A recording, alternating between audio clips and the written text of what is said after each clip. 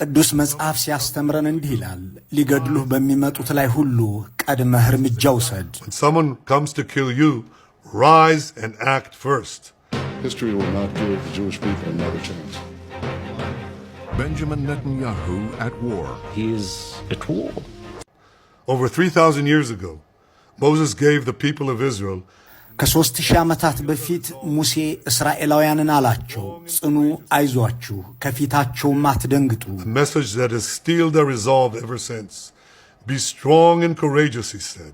Belgian airliner flying from Vienna to Tel Aviv.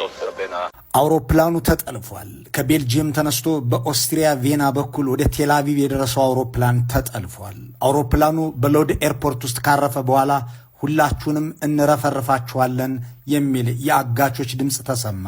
መደራደሪያው ግልጽ ያለ ነው። እስራኤል ያሰረቻቸውን ፍልስጤማውያን ሁሉ ትፍታ፣ ካልሆነ ግን ታልቃላችሁ። 100 መንገደኞች ጨው መስለው ደነገጡ። እንዳም ሆኖ 100 አለቃ ኔታንያሁ የሚመራቸው ኮማንዶች አንደኛውን የመስኮት በር ገንጥለውት ገቡ። እስራኤል ስትወለድ እሳቸውም ተወለዱ። በእስራኤል ምድር የተወለዱ ብቸኛው ጠቅላይ ሚኒስትር፣ በእስራኤል ምድር ወጣቱ ጠቅላይ ሚኒስትር፣ በእስራኤል የአገርነት ታሪክ ውስጥ ረዥሙን ጊዜ የመሩ ጠቅላይ ሚኒስትር። እስራኤል ዕድሜሽ ስንት ነው ብትባል 75 ካለች በኋላ ከዚህ ውስጥ ኔታንያሁ ምን ያህሉን ዘመን አስተዳደረሽም ብትባል 20 ዓመት ትላለች። ወደ 23 በመቶ ገደማውን ዕድሜን ለሱ የተገዛሁ ነኝም ትላለች። የዕለቱ ጉዳያችን እሳቸው ናቸው። ሰውየው በዚህ ዘመን ብቻ ሳይሆን በዛሬውም ዕለት ከዓለም ሚዲያና የፖለቲካ ሰገነት ላይ ቆመዋልና የመካከለኛው ምስራቅን የጋመ እሳት አቀጣጥለውታልና አጀንዳችን ይሆናሉ።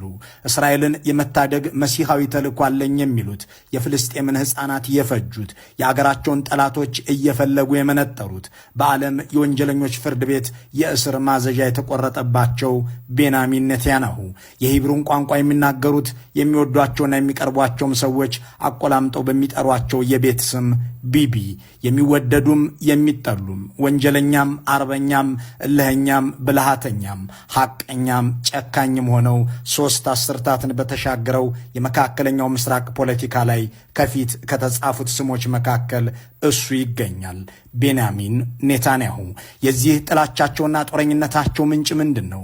የሰላም ስምምነትን ተቃውመው ስልጣን የያዙበትስ መንገድ ምን ይመስላል? ዛሬ በፍልስጤም ሕፃናት እልቂት የክስ መዝገብ የተከፈተባቸው ቢቢ በአንድ ወቅት የአገራቸውን ጠቅላይ ሚኒስትር ገድለዋል የሚለውን ዘመቻ እንዴት አለፉት? እናብራረዋለን። እንደ ኢትዮጵያ ባሉት ሀገራትም ጭምር ነቃፊም አድናቂም ያላቸው ሰውየው የክርስቶስን ውልደት ሞትና ትንሣኤን የሚክደው የክርስትና ሃይማኖትም የለም ብሎ የሚያምነው የአይሁድ እምነት ተከታይ ናቸው።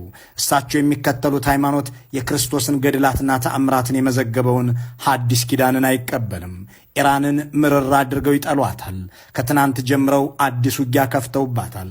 የጥላቻቸው ምንጭ ለአይሁዳዊነት ለእስራኤልነት ካላቸው ፍቅር የሚመነጭ አባት ያወረሱት የይጠሉናል ሰበብ ነው ይላሉ። ዘርዘር አድርገን እንገልጸዋለን።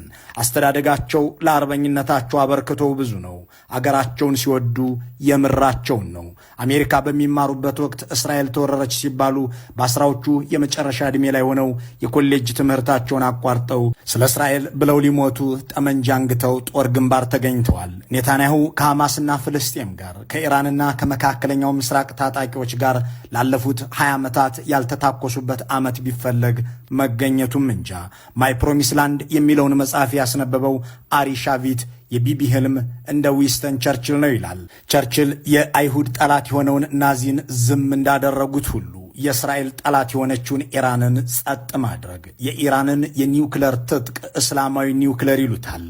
He wants to be the Winston Churchill who stops the new evil power, Iran. አሁን ወደ ምንጩ እንመለስ። ከ70 ዓመታት በፊት ወደ ነበረ ታሪክ በምድረ እስራኤል ጥቅምት 21 1949 እንዳው